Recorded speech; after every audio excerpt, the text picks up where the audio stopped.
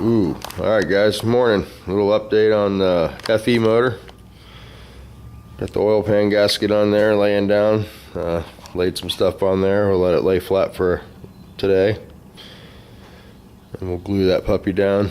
Probably put the front cover on first. Timing chain, camshaft tonight. I was reading some comments. I did a little research last night after I went in, after finding that bearing issue in the front. And I didn't find a whole lot of stuff. I did get a comment from Ziggy over in Australia this morning, and I sort of suspected that when I was looking at where the oil pump was located, that they might have done that.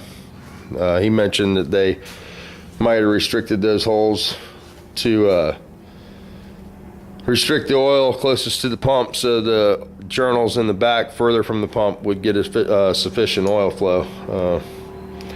These are the two bearings that actually came out of there, and this motor really didn't have a whole lot of time on it. You can see that the bearing on the side that the hole is restricted on, I mean, the bearing is showing copper, and the side that was getting oil up there is in fairly good condition.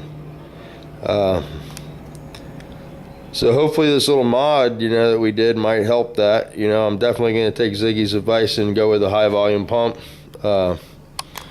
So, that little mod doesn't compromise the flow to the back of the motor. And we're definitely not going to be operating in the normal RPM range anymore. So 10 pounds of oil pressure for every 1,000 RPMs is usually the rule of thumb.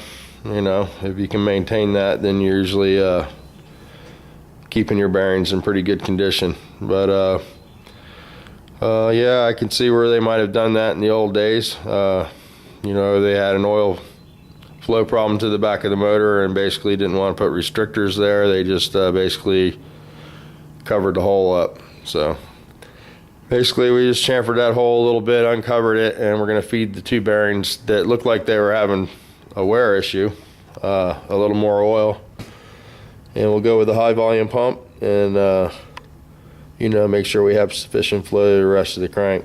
But thanks for the comments, Ziggy. I read them all, and that's what I love about YouTube, man. This is not my specialty. This is definitely my first FE motor. All I know is about what I've read online, and like I said in the past, I like the way the motor looks. It's just a unique engine. To give you guys a little perspective on how unique it is, this is a big block Chevrolet head here that we'll be putting on our upcoming project. And this is the big block FE head. It's half the width, but the intake manifold's huge, man. So these motors look really cool if you put dual 4s on them. Edelbrock makes an intake manifold, and eventually I'd like to have one of those, but it's more of a show motor for me. If it doesn't run very good, it's okay. I like the way it looks, and I'm going to work on building those motors and putting them in a row somewhere. I don't know. I sort of like that idea. But got the gasket out here on the head.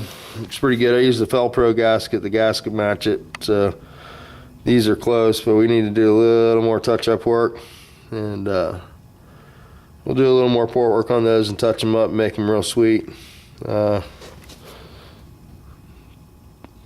don't want to go too crazy. They're already ported all the way through, but this runner design is very short, so I think it should definitely pick the performance up a little bit. So I don't know. I heard these motors get really bad gas mileage. That's what I see a lot online, but like I said, I really don't care about the gas mileage as long as it sounds cool. But I just wanted to do a little update on that, and give that shout out to my buddy in Australia. Thanks for giving me those that information, and hopefully we didn't make too big of a mistake by chamfering that hole and giving those bearings a little more oil. I think if we would have left it like that, from the looks of these bearings, the way we're going to run the motor, I think we might have had a failure. So hopefully that little mod will help, not hurt, and hopefully we'll be good to go. I got the fan in the paint booth there. Gonna cut the hole in the wall today. See what else is going on. I'm gonna make sure this thing's right before I look in the camera and scare all you guys. Hey, I noticed this morning there was some stuff on NACE, so that's pretty cool. Saw that collision hubs there. Kristen. I'm gonna try to run her down and talk to her. Get her with a video camera, and I like watching all her videos. She sort of keeps me current. She's really up on all the new classes and the chief stuff and all the cool stuff that's going on. So I like her videos. And I saw that she was there yesterday talking. That's what she does, you know, and checks all the classes out. And there's a lot of cool classes there. So hopefully I'll get to take some of those. We're going to take 2 cars because Andrea's not going to stay for the whole thing. So I'm going to probably spend the whole day there, and maybe Saturday, I don't know. But definitely taking the camera, so that'll be cool. I'm going to try to get Tommy Shoes some Binks stickers. Hopefully Binks has a booth. I hear there's 40 new vendors there this year, so the show's even bigger than ever, so that's really cool. It's a pretty cool area. I don't like going out there. It's the convention center, so it's crazy. We're gonna go out by Disney World, and where all the tourists come and don't drive very often, you know, or they drive on the wrong side of the road. It's cool. It's a different kind of area. I'm sort of a country guy. I don't like going to the city, you know. It's like the big city for us, I guess.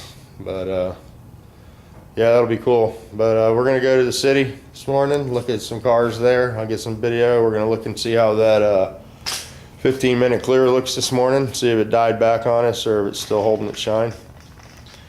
And that's about it for right now. So I'll keep this one short so it doesn't take 120 minutes to download. And hopefully tonight we'll slide the camshaft in there. And that's if I can find a timing chain, because although this motor doesn't have a lot of miles on it, the chain seemed to be stretched pretty bad. And we increased the spring pressure on the cylinder heads. So this is the valve spring we'll be running. It's a double with the damper. So we want to make sure that's all right, because it'll be working that chain. So possibly we'll look and see if they have a double roller for this motor and go with that. All right, guys, we'll turn you back on in a little bit.